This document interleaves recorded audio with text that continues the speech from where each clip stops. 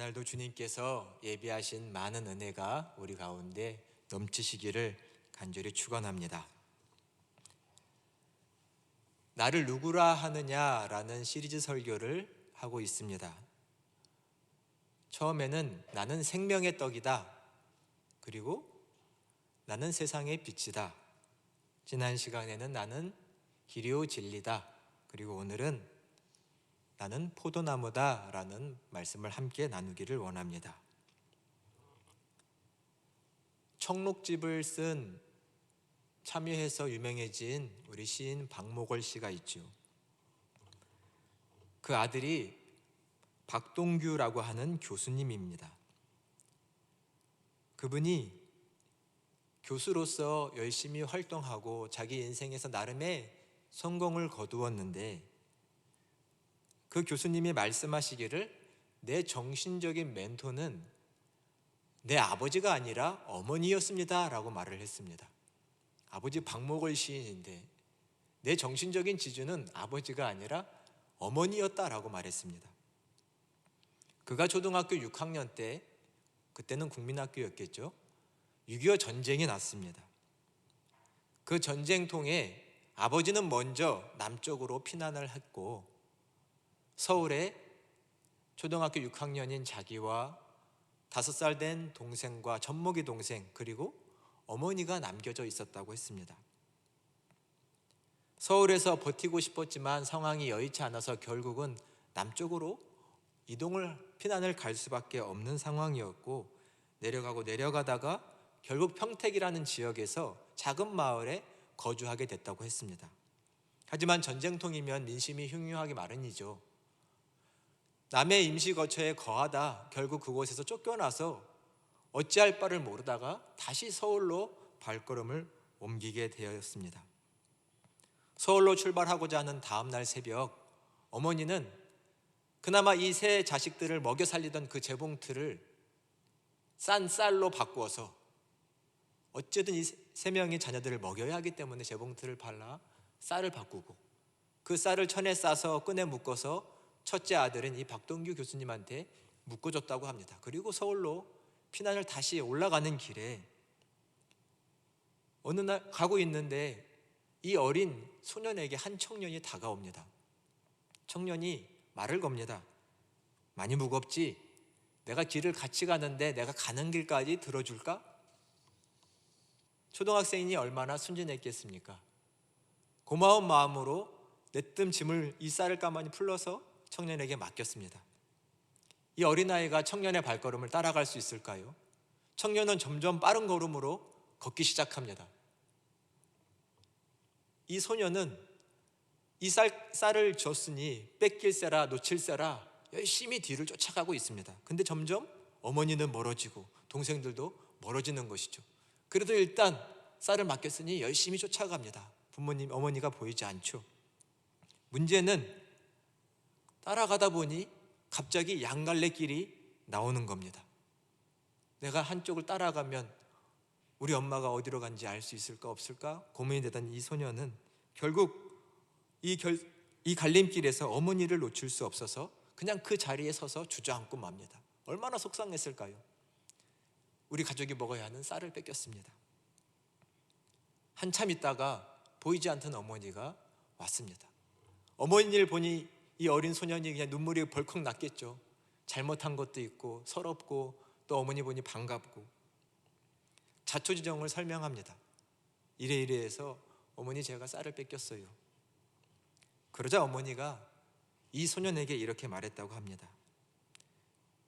이런 상황에서도 내 아들이 영리하고 똑똑해서 이 어머니를 잃어버리지 않았구나. 혼날 줄 알았는데 오히려 이 어머니는 그 아들을 똑똑하다, 영리했다라고 칭찬해 줬습니다. 자기가 생각해도 바보스럽고 멍청해서 우리 가족이 먹어야 하는 이 귀한 쌀을 잃어버리고 말았는데 어머니는 내 아들이 똑똑했다, 이 어머니 잃지 않아서 정말 잘했다, 이렇게 칭찬을 해준 것이죠. 자기를 보듬어준 이 한마디가 이 아이에게는 평생 잊을 수 없는 말이었다고 했습니다. 나를 칭찬해주고 믿어준 그 어머니의 믿음 안에서 이 박동규 교수는 잘 자라온 것이죠. 우리는 지금 어디 안에 거하고 있고 그 안에서 어떻게 잘 자라고 있습니까? 이날 한번 생각해 보기를 원합니다. 오늘 말씀해 보니 예수님이 나를 포도나무다 라고 말씀하십니다. 나는 포도나무다, 너희는 가지다 라는 말씀이죠. 당연히 비유입니다. 예수님은 복음서에서 제자들과 많은 유대인들 앞에서 가르침을 주실 때 비유를 많이 말씀하셨죠. 훌륭한 선생이라고 한다면 마땅히 비유를 잘 사용합니다. 어려운 것들을 깨닫게 하고 이해시키기 위해서 비유를 주고, 비유는 단순히 이해를 넘어서 그 사람의 마음속에 깊이 깨우침이 있도록 진리가 새겨지도록 하는 귀한 도구이기 때문에 훌륭한 스승은 비유를 잘 사용하지요. 성경에서 예수님께서 이렇게 비유를 사용하시면서 이것이 너에게 주는 비유다라고 직접 말씀하신 경우들도 있는데, 성경에 나오는 이 비유에 담긴 중요한 뜻 한 가지를 저희가 잊지 말아야 합니다. 비유에 담긴 뜻 중에 하나는 단순히 빗대었다, 비슷하다라는 외에 수수께끼라는 뜻이 있습니다. 수수께끼. 비유는 누군가를 이해시켜주기 위해서도 하지만 한편으로는 이 비유를 통해서 이해하지 못한 사람은 깨달음에 이르지 못하는 약간은 어둠에 갇히는 그런 아리송한 상태에 갇히는 수수께끼와 같은 것이 또한 이런 비유다라고 말씀하시기도 합니다. 마가복음 4장 11절과 12절에 보면 예수님께서 이렇게 말씀하신 적이 있습니다. 이르시되 하나님의 나라의 비밀을 너희에게는 주었으나 다른 사람들 외인에게는 모든 것을 비유로 나타내나니 그들은 보아도 보지 못하고 알아도 듣기는 들어도 깨닫지 못할 것이다 라고 말씀하십니다. 내가 비유로 하는 이유는 저들이 깨닫지 못하게 될 거다, 알지 못하게 될 거다, 보아도 들어도 알지 못한다. 무슨 말씀일까요? 예수님 그래도 다른 사람들 모두가 다 알 수 있도록 깨우침을 주시지 왜 누구는 잘 못 알아듣게 알지 못하게 하신다는 말씀인가요? 물론 예수님의 의도도 있지만 자업자득과 같이 때로는 어떤 사람은 배우려고 하면, 겸손히 무엇인가를 깨닫고자 하면 더 잘 배웁니다. 반대로 교만하고 비방하려는 목적이 있고 판단하려고 하는 마음으로 누군가의 얘기를 듣는 사람은 깨닫지 못하는 어두움에 갇히는 경우들이 많습니다. 이런 상황에서 예수님이 이런 말씀을 하신 거죠. 누군가는 들어도 알지 못하고 보아도 알지 못할 것이다 라고 말씀하시는 것입니다. 우리 가운데는 이런 사람이 없기를 정말 간절히 축원합니다. 은혜로운 마음, 깨닫는 마음, 겸손한 마음으로 하나님 주시는 모든 가르침에, 말씀에 깨닫고 아멘으로 화답하고 삶으로 실천하는 우리가 되기를 축원합니다. 비유를 쓰는 사람에게는 한 가지의 분명한 목적이 있다는 것을 알아야 합니다. 한번 생각해 볼까요? 이것을 몰라서 이러한 비유를 누구한테 가르쳐 주는데, 그럼 이 비유를 듣는 사람이 알아야 할까요? 몰라야 할까요? 당연히 아는 이야기들로 해줍니다. 이것을 몰라? 이것을 이해할 수 있도록 쉬운 비유를 아는 얘기들, 아는 이야기, 아는 경험들로 해주게 마련이죠. 이 비유 자체가 어려울 수는 없습니다. 이 비유에서 생각할 거리는 많을 수 있겠지만 이 비유를 하는 사람은, 이 비유의 가르침을 주는 사람은 이것을 가르치기 위해서 한 가지 목적이 있는 거죠. 이 비유 안에 많은 가르침이 담겨 있을 거라고는 보기 어렵습니다. 중요한 얘기입니다. 성서 속에 있는 비유들, 예수님의 가르침을 볼 때 이 비유 속에 있는 예수님이 말씀하시고자 싶은 한 가지 뜻이 무엇일까를 집중해서 생각해 볼 필요가 있습니다. 다른 얘기가 있어도 그 중요한 한 가지의 가르침에서 파생된 가르침인 경우가 대부분입니다. 중요한 것은 이 비유 속에는 중요한 한 가지의 가르침이 담겨 있다는 것입니다. 그러나 우리는 때로는 예수님의 비유 가운데서 이 중요한 한 가지가 아니라 변두리의 것들에 집중하고 묵상하다가 때로는 오해까지도 하는 경우가 종종 생기고 있습니다. 오늘 예수님의 비유가 포도나무와 가지 비유죠. 예수님이 하신 비유 중에서 유명한 비유 중에 하나가 바로 이 포도나무 비유입니다. 나는 포도나무여 너희는 가지다. 이 비유는 참 유명한 비유입니다. 하지만 그만큼 오해도 많은 비유라고 할 수 있겠습니다. 먼저 오늘 말씀인 1절과 2절의 말씀을 먼저 같이 봉독해 보도록 하겠습니다. 1절과 2절입니다. 나는 포도나무요 내 아버지는 농부라. 물은 내게 붙어 있어 열매를 맺지 아니하는 가지는 아버지께서 그것을 제거해 버리시고 물은 열매를 맺는 가지는 더 열매를 맺게 하려고 하여 그것을 깨끗하게 하시느니라. 아멘. 당시의 유대인들은 오늘 예수님의 비유를 저희보다는 더 잘 깨달았을 거라고 생각합니다. 당시 팔레스타인에는 주된 농사가 밀농사 아니면 포도농사입니다. 밀농사하면 우리나라의 쌀농사죠. 밀은 그들의 주식입니다. 포도농사, 포도재배는 물론 포도를 과일로 먹기도 하지만 주로 뭘 하죠? 포도주를 만들어 먹는 거죠. 술을 만들어 먹는다 생각할 수도 있지만 물이 좋지 않던 예전에는 과일로 이렇게 음료수를 만들어서 그들의 음료를 만들기도 했습니다. 밀농사, 포도농사는 그들 가까이서 늘 볼 수 있었던 농사입니다. 포도 자라는 것, 여러분 포도 자라는 거 보신 적 있어요? 직접? 많지 않으시죠? 팔레스타인 유대인들은 늘 가까이에 포도를 볼 수 있었기 때문에 그들에게 있어 이 포도 비유는 누구보다도 잘 이해할 수 있고, 반대로 우리는 이해하지 못하는 부분들도 있고 오해할 수도 있습니다. 자, 여러분 2절을 보시면 오해의 소지가 있는데요, 보면 어떤 말씀이 있느냐면 열매를 맺지 않는 가지는 그 다음 뭐라고 써 있나요? 아버지께서 제거해 버릴 거다, 이렇게 써 있습니다. 아버지께서 제거해 버릴 거다. 열매를 맺지 않아? 필요 없어, 잘라버린다, 이런 말씀 같죠. 그럼 우리 그리스도인들은 이 말씀을 보면 어떤 생각이 드나요? 아, 내가 하나님 앞에서 바르게 살지 못하고 하나님이 원하시는 어떤 귀한 열매를 맺지 못하면 하나님께서 나를 가차없이 내치시려나? 버리시려나? 약간 이런 두려운 마음, 두렵진 않아도 걱정스러운 마음이 들 수도 있죠. 그러나 이 2절의 말씀은 너네 열매 맺지 못하면 가차없어, 이런 무서운 말씀의 의미가 담겨 있다기보다는 1차적인 목적은 당시의 포도나무 농사에 대한 법을, 농사를 말씀하시는 겁니다. 저는 포도나무를 여러 번 봤는데요, 포도나무를 재배할 때는 일단 포도나무는 식물 중에는 넝쿨 식물에 속하죠. 물론 가지는 원줄기는 두꺼울 수 있지만 이 가지들이 꼬여가면서 어떤 기둥을 세워놓으면 기둥을 타고 가죠. 넝쿨 가지입니다. 넝쿨 가지들은 아주 튼튼하진 않죠. 수명이 오래 가지도 않습니다. 포도는 보통 이 넝쿨 가지의 마디 같은 데 새순이 나고 그 새순이 가지가 되고 새 가지에서 포도가 맺히게 되어 있습니다. 그러면 포도 농부는 무엇을 해야 하냐면 이 새순과 가지가 되는 그곳에서 포도가 잘 맺힐 수 있도록, 새 가지는 더 튼실하고 건강하게 잘 자랄 수 있도록 옛날 묵은 가지들을 잘라줘야 합니다. 그래야 새 가지가 잘 자라고 거기서 아주 탐스러운 포도가 맺히게 되어 있는 것이죠. 이스라엘 백성들은 잘 알고 있습니다. 포도 농사하면 옛날 가지는 잘라버리고 새 가지가 잘 자라고 열매가 잘 맺히도록 해야 하는 것이죠.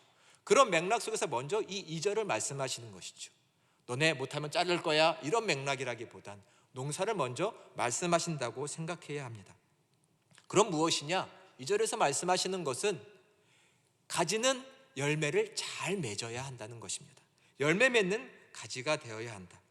예수님이 말씀하고 싶은 건 바로 그 다음입니다. 그러면 어떻게 열매 맺는 가지가 될 거냐? 어떻게 열매 맺는 가지가 될 거냐라는 것이 예수님께서 이 비유를 통해서 가르치고 싶으신 그 한 가지라고 말할 수 있겠습니다. 우리 4절과 5절의 말씀을 같이 한번 봉독하겠습니다. 4절과 5절입니다. 내 안에 거하라, 나도 너희 안에 거하리라. 가지가 포도나무에 붙어있지 아니하면 스스로 열매를 맺을 수 없음 같이 너희도 내 안에 있지 아니하면 그러하리라. 아멘. 5절도 같이 읽겠습니다. 나는 포도나무요 너희는 가지라. 그가 내 안에 내가 그 안에 거하면 사람이 열매를 많이 맺나니 나를 떠나서는 너희가 아무것도 할 수 없음이라. 아멘. 이 방금 읽은 말씀에 보면 예수님이 나는 포도나무고 너희는 가지니 내 안에 거하라, 내게 착 붙어 있어라 라고 말씀하십니다. 내 안에 거하라, 이게 예수님이 하시고 싶은 말씀입니다. 내 안에 거해라. 포도나무인 나에게 탁 붙어 있어서 떠나지 말아라, 떨어지지 말아라. 이것이 예수님이 하시고 싶은 오늘 비유의 말씀입니다. 이것이 가르침의 핵심이죠. 방금 4, 5절에 보면 아내라는 말이, 내 아내 할 때 아내라는 말이 5번이나 나옵니다. 붙어 있어 라는 말까지 하면 6번이라고도 할 수 있습니다. 이 2절에 내 안에 거해라, 내 안에 있어라, 나도 너희 안에 있겠다, 서로 밀접한 관계, 이것을 강조하시면서 말씀하시는 거죠. 너희가 열매를 맺으려면 내 안에 있어야 한다. 5절 후반절에 보면, 하반절에 보면 이것을 강조해서 뒤집어 이렇게도 말씀하십니다. 나를 떠나면, 내게서 멀어지면, 내게서 떨어져 나가면 너희는 아무것도 할 수 없다. 아무것도 할 수 없는 사람이 된다. 예수님은 포도나무라고, 우리는 그 가지라고 말씀하시는데, 여러분은 그런 생각이 드세요? 나는 예수님의 가지입니까? 이런 생각으로 내 삶과 존재를 생각하시나요? 예수님께로부터, 마치 포도나무 대신 예수님께로부터 진액을 잘 공급받아서 자라가고 있는 가지라고 할 수 있습니까? 어떠신가요? 나는 성장하고 있습니까? 예수님을 떠나면 나는 아무것도 할 수 없는 사람입니다, 이런 고백 우리한테 있습니까? 어떠세요? 정말 나 예수님 없으면 난 아무것도 아니야, 아무것도 못해, 나는 그런 부족한 사람이야, 이런 고백이 우리에게 있습니까? 그리스도인이라면 이러한 고백으로 사는 사람인 줄로 믿습니다. 나를 떠나서, 주님을 떠나서는 나는 아무것도 아니야, 아무것도 못해, 스스로 할 수 있는 건 없어, 주님밖에 내게는 없어, 이 고백을 할 수 있는 사람이 그리스도인입니다. 그것을 6절에서는 이렇게 말하고 있습니다. 주님이 없이는 나는 아무 가치도 없는 사람. 6절에 보면 사람이 내 안에 거하지 아니하면 가지처럼 밖에 버려져 마르나니 사람이 그것을 모아다가 불에 던져 사르느니라. 많은 사람들은 2절과 이 6절의 말씀을 오해해서 내가 하나님 앞에서 열매를 맺지 못하면 가차없이 버려지고 불에 버려지고 태워진다, 큰 심판과 벌을 받는 건가, 무서운 심판의 말씀으로 오해를 하기도 했지만, 이 말씀은 가치가 없어진다라는 말씀으로 보시면 좋습니다. 포도나무 가지는 뭐 해야 하죠? 당연히 포도를 맺어야 하죠. 이 포도나무 가지는 넝쿨가지여서 아무 쓰잘데기가 없습니다. 작은 가구도 못 만들고 지팡이 하나도 만들 수 없는 가지가 이 포도나무 가지입니다. 이 가지는 오로지 포도만을 맺어야 합니다.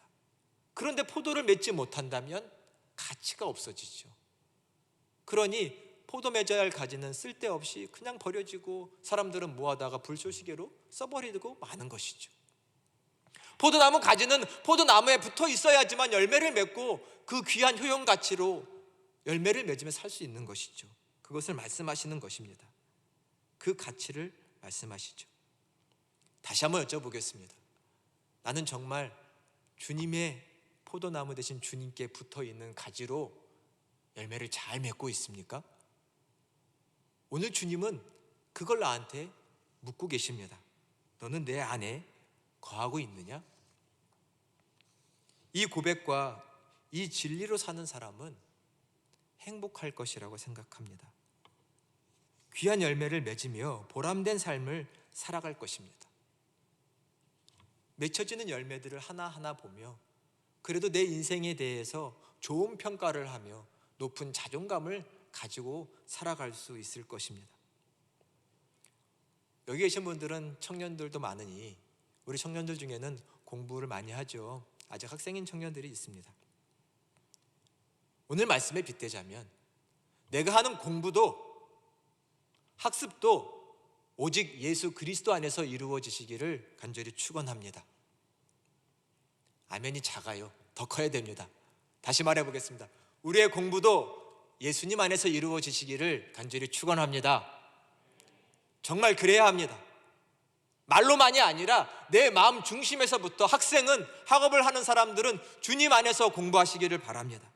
내가 똑똑해서 좋은 대학 갔고 내가 똑똑해서 좋은 학벌이고가 아니라 하나님의 은혜로, 부모님의 도우심으로, 다른 사람들의 지원을 통해서 내가 공부 잘하고 공부하고 있는 것이지, 그런 겸손한 마음, 이 모든 것이 다 하나님의 은혜지, 내가 잘해서 공부하고 좋은 학벌이다, 이런 마음은 안 됩니다. 세상을 보십시오. 예수님 밖에서 똑똑한 사람 많습니다. 학벌 좋은 사람 많죠. 그 사람들이 다 잘 사나요? 다 자기만을 위해서 사는 경우가 더 많은 것 같습니다.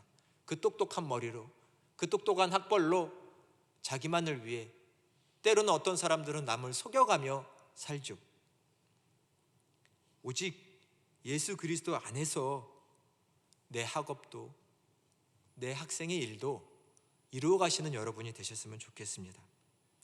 주님, 나는 무엇을 공부해야 할까요?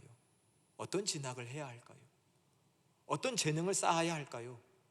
이것들이 기도로 선택되고, 기도로 다듬어지고, 기도로 깊어져서 더 풍부해져서 하나님이 쓰시는 사람이 되셔야 합니다. 이것이 포도나무 대신 가지로서, 붙어있는 가지로서 주님 안에 살아가는 우리의 모습일 것입니다.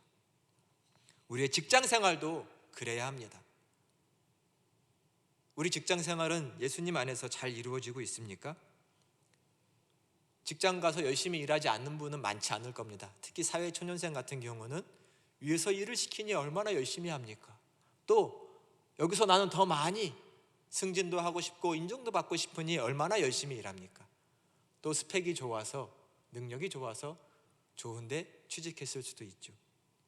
그러나 우리는 먼저는 내가 다니고 있는 직장과 일터, 하나님께서 나에게 주신 은혜의 터전으로 고백할 수 있는 저희 되시기를 간절히 소망합니다. 하나님이 내게 주셨습니다. 하나님께서 내게 이 일터를 주셨다. 왜요? 하나님의 나라를 이루어가게 하시기 위함입니다. 여러분, 썬데이 크리스천이란 말 들어보셨죠? 썬데이 크리스천 무슨 뜻인가요? 모르시진 않으시죠? 물론 썬데이라는 말이 좀 어색하긴 하지만 주일날에만 신앙인 같고 나머지 6일 동안은 하나도 신앙인 같지 않다는 말입니다. 주일날에만, 썬데이, 일요일만 신앙인 같아요. 나머지 날은 하나도 신앙인 같지 않습니다. 이런 사람을 썬데이 크리스천이라고 합니다. 여기 다 교회 오늘 오셨는데 저희가 교회에서 보내는 시간이 더 많습니까? 밖에서 일터에서 보내는 시간이 더 많나요? 어려운 대답은 절대 아니죠. 당연히 일터에서 5, 6일을 보냅니다. 훨씬 많은 시간을 우리의 직장에서, 회사에서 보내는데, 그러면 일터에는, 회사에는 하나님이 안 계시고 여기 교회 예배당에만 하나님이 계신가요? 아니죠. 예배 자리에만 하나님이 계신가요? 그렇진 않습니다. 내가 있는 일터에서도 그곳에 하나님 계시죠. 그곳에서 하나님은 나를 만나길 원하시고, 그곳에서 하나님은 하나님이 주시는 지혜로 내가 맡겨진 일들을 잘 해나가기를 원하시죠. 포도나무 붙어있는 가지는 교회에서만이 아니라 내 일터에서도, 하나님이 내게 허락해 주신 그곳에서도 하나님과 동행하는 사람인 줄로 믿습니다. 하나님이 내게 주시는 그 진액인 지혜를 가지고 내게 맡겨진 일들을 잘 해나갑니다. 내게 주신 귀한 선한 양심을 가지고 내게 맡겨진 그 일들을 누구보다도 정직하게 해나갑니다. 다른 사람이 보던 안 보던 열심히 정직하게 일하는 사람, 그 사람은 일터에서 포도나무 계신 주님께 붙어있는 사람이죠. 하나님은 내 일터에서 하나님을 경험하기를 원하십니다. 여기서만, 교회에서만 하나님을 경험하는 것이 아니라 내 일터, 내 많은 시간과 삶이 뿌리박고 있는 그곳에서도 하나님을 체험하는 것, 이것이 살아있는 믿음이라고 할 수 있죠. 세상 사람들의 가치관으로 살지 않도록 하셔야 합니다. 물론 우리가 다니는 회사와 직장에는 대표와 사장이 있죠. 그러나 우리는 신앙적인 주인의식을 가지고 살아야 합니다. 내가 그곳에서, 하나님이 나를 그곳에 보내신 파송받은 사람이다. 사장이 나를 보는 게 아니라 하나님이 나를 보신다라는 생각으로 내 일을 한다면 그곳에서 나는 하나님을 체험하게 될 것입니다. 회사를 위해서, 함께 일하는 동료들을 위해서 여러분 기도하시나요? 기도하시기 바랍니다. 그러면 그곳에 포도나무 대신 주님이 나뿐 아니라 그들의 주인이 되셔서 하나님이 쓰시는 일터가 될 수 있습니다. 회사도 직장도 향기로운 열매를 맺는 곳이 될 수 있습니다. 나를 통해서. 그러나 먼저 내가 포도나무 대신 주님 안에 거해서 일을 할 때 가능한 일이지요. 우리 사랑하는 청년들을 통해서 이런 귀한 일들이 직장과 회사 가운데서도 이루어지시기를 간절히 축원합니다. 우리는 내가 하나님이 내게 주신 재물을 쓸 때도 예수님 안에 거해야 합니다. 참 이 물질을 쓰는 부분 중요합니다.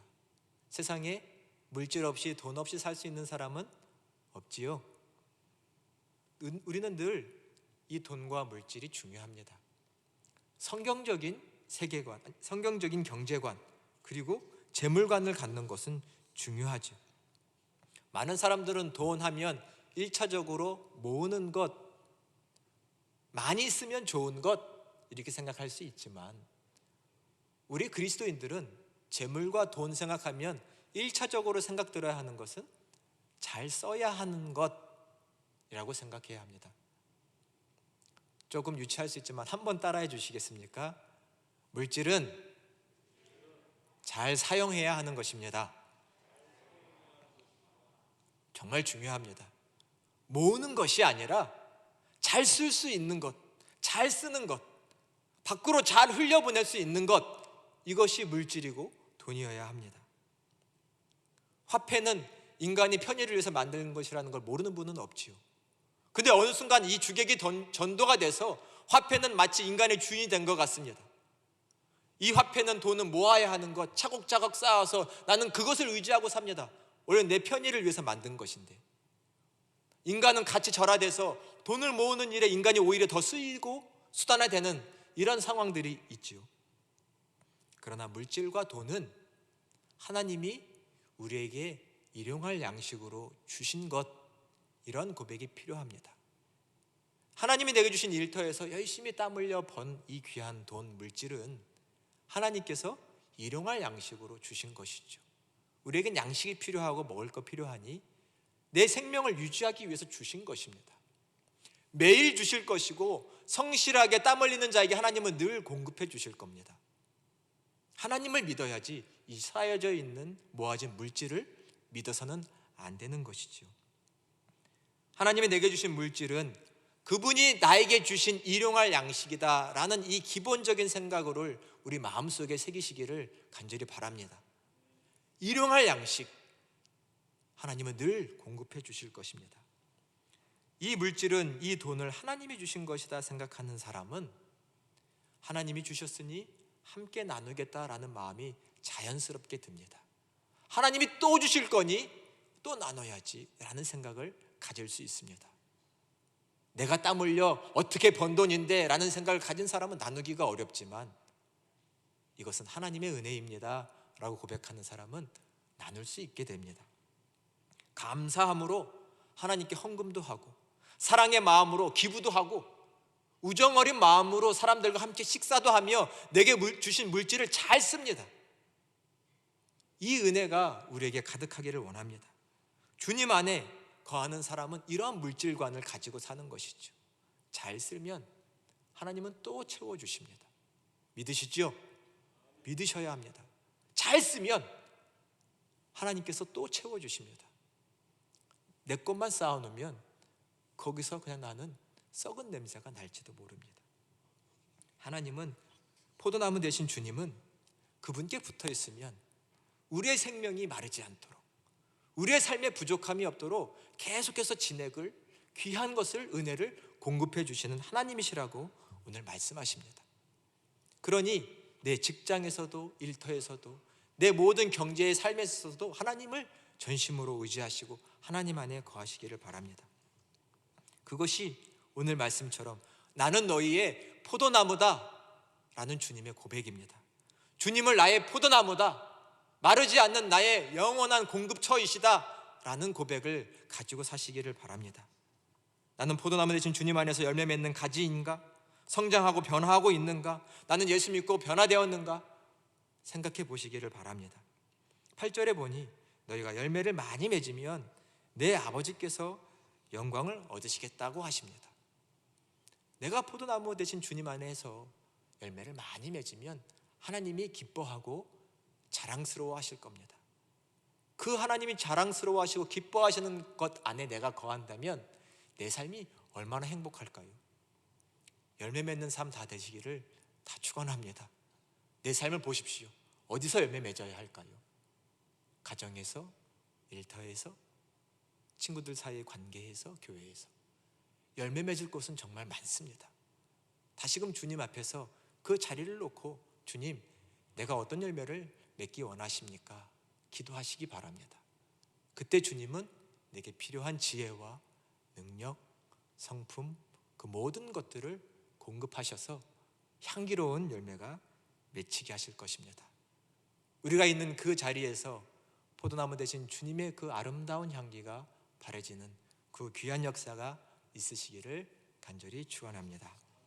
기도하겠습니다. 은혜와 사랑이 풍성하신 하나님, 감사합니다. 나의 예수님은 포도나무 되시는 예수님이십니다. 나는 주님께 붙어 있어야지만, 주님 안에 거해야만 아름답고 향기로운 열매를 맺을 수 있습니다. 주님의 간곡한 말씀을 잊지 않게 하여 주옵소서. 나는 포도나무고 너희는 가지다. 나를 떠나면 너희는 아무 열매도 맺을 수 없단다.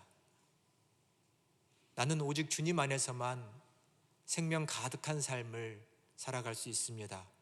주님 안에 거하게 도와주시고 연약한 나를 붙잡아 주시고 지혜가 부족할 때마다 지혜를, 의지가 부족할 때는 굳센 마음을, 열정적인 삶을 허락하여 주시사 주님과 함께 귀한 열매를 맺는 저희가 되게 하여 주시옵소서. 우리가 거하는 곳마다, 우리의 발걸음이 옮겨지는 곳마다 포도나무 되신 주님의 그 귀한 향기가 바라며 많은 사람들이 주님께 나올 수 있도록 우리를 귀하게 사용하여 주옵소서. 주 예수 그리스도의 이름으로 간절히 기도드립니다. 아멘.